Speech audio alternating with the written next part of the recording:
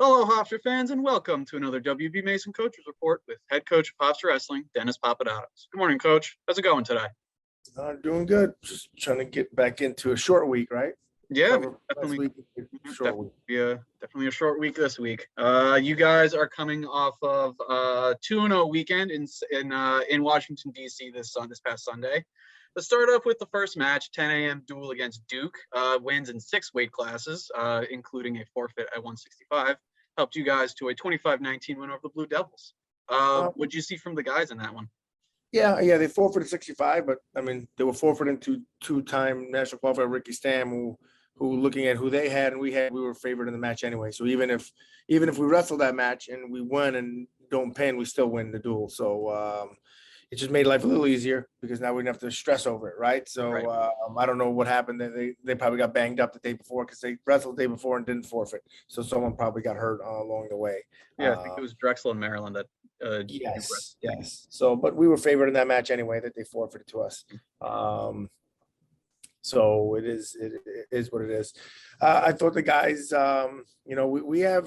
we have a set of guys that are really performing right now that are kind of really chugging along, and we have some new guys that are trying to figure it out, and we're trying to get them along. So I was happy with, as always, you got some adversity. Both those teams are vastly improved.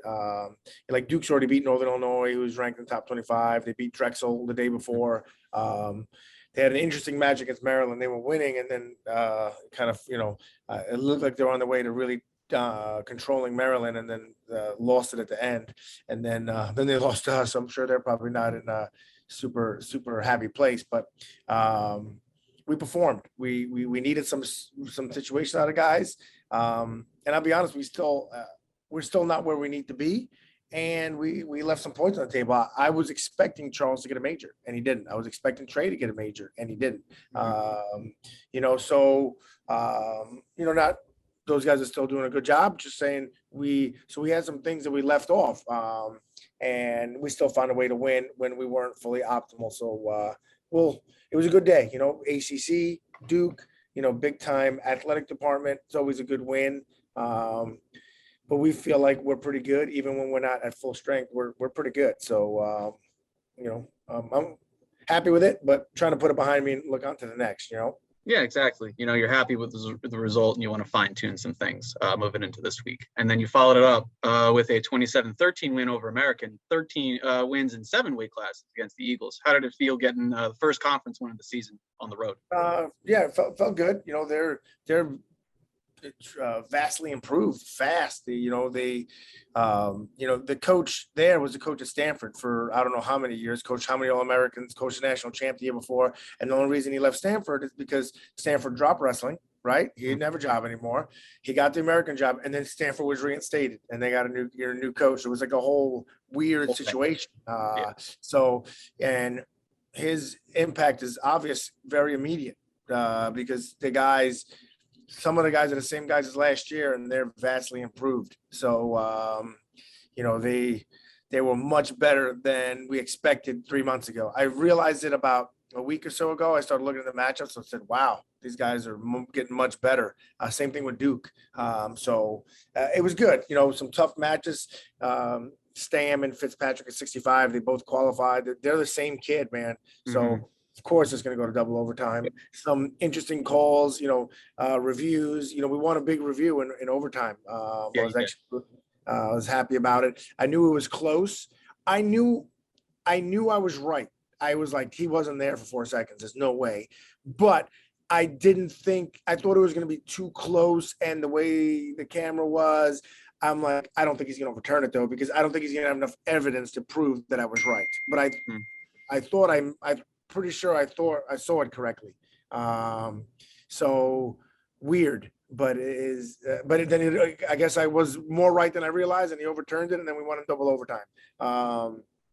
So yeah, that was a good win.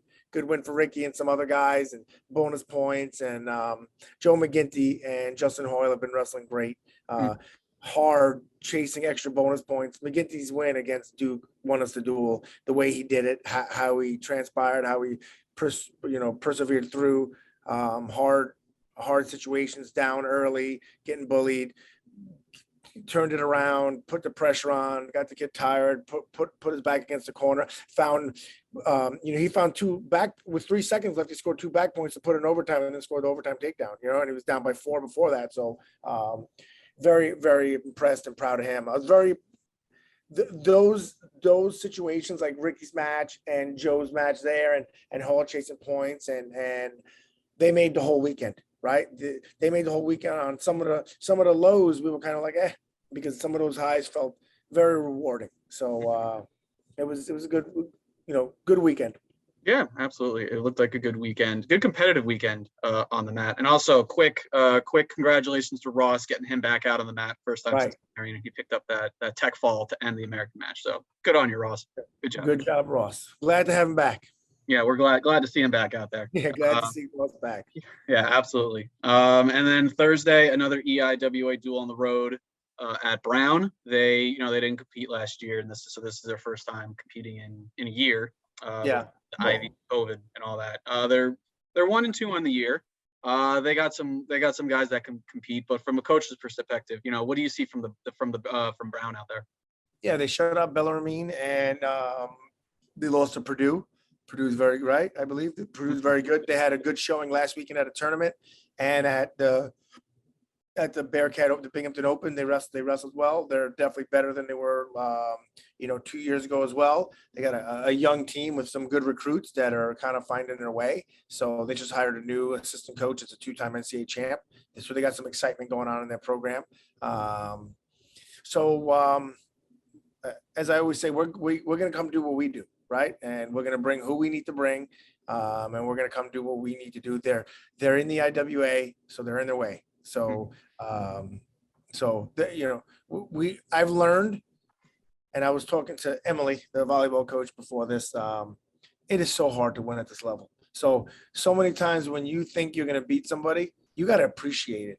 That when you come and get to win, because how many times do things not go right, or another team performs above their expectation, and so I don't take no one for granted. So I don't care who we're wrestling. We go in prepared, no one for granted, because those guys probably prepared too, right? And they're trying to win. So we're gonna go and do what we do. We just feel like if we're firing on all cylinders and we do what we do, we're pretty good and we can beat a lot of teams. So that's all we're gonna focus on. Yeah, I mean, that's an outstanding mindset to have, as a competitor, as a coach, just even as a fan. Don't look past the guy ahead of you. Ever. Take the guy ahead of you as seriously as possible, and good thing. Right. On that. It's outstanding. So it'll be this Thursday, December 9th at 7 p.m. against the Brown Bears. Go to gohofstra.com to find out how to follow along with Thursday night's match. Right. I think it's on ESPN Plus. Sorry, I think it's on ESPN. No, you're fine. It is going to be on ESPN Plus. Just for live results, just in case you don't have an ESPN subscription. For head coach Dennis Papadatos, I am Nick Capatos, and thank you for joining us for this week's WB Mason Coaches Report.